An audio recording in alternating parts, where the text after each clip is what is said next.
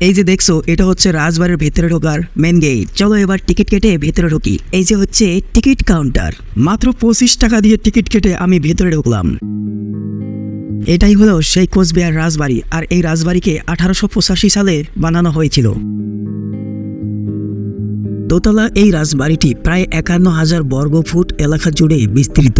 বাড়িটির উচ্চতা প্রায় 395 ফুট এবং দৈর্ঘ্যে প্রায় 296 ফুট। এই রাজবাড়িটি বর্তমান ভারতীয় আর্কিওলজিক্যাল সার্ভের অধীনে রয়েছে। দেখো রাজপ্রাসাদের সামনেই রয়েছে দুটো কামান, দেখো ওদিকে দুটো কামান রয়েছে, আর এখানে একটা জলবিহীন কুয়ারা রয়েছে।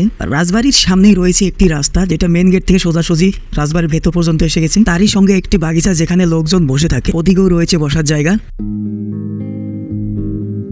দেখো এটা হচ্ছে প্যালেসের পেছন দিক থেকে কিন্তু আরো বেশি সুন্দর লাগে।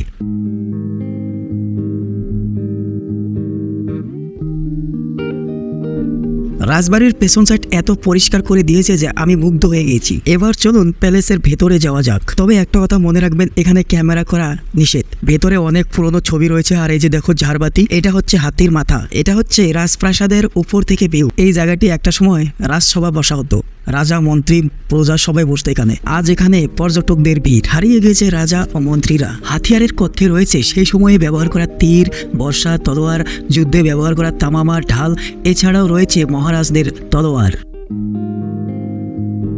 রয়েছে আগ্নেয়াস্ত্র, যেগুলোর বেশিরভাগ আমেরিকা ও লন্ডনের বন্দুক কোম্পানিতে তৈরি। এই বন্দুক বা রাইফেলগুলো শিকারেও ব্যবহার করা হতো।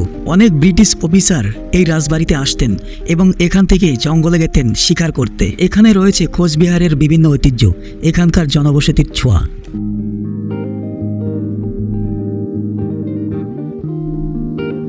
হিমালয়ের পাদদেশে কোচবিহার একটি অত্যন্ত সুন্দর পরিবেশ। এখানে শীত গ্রীষ্ম যে কোনো সময়ে ঘুরতে আসা যায়। এখানে এই রাজবাড়িটি ছাড়াও আরও কিছু দর্শনীয় স্থান রয়েছে।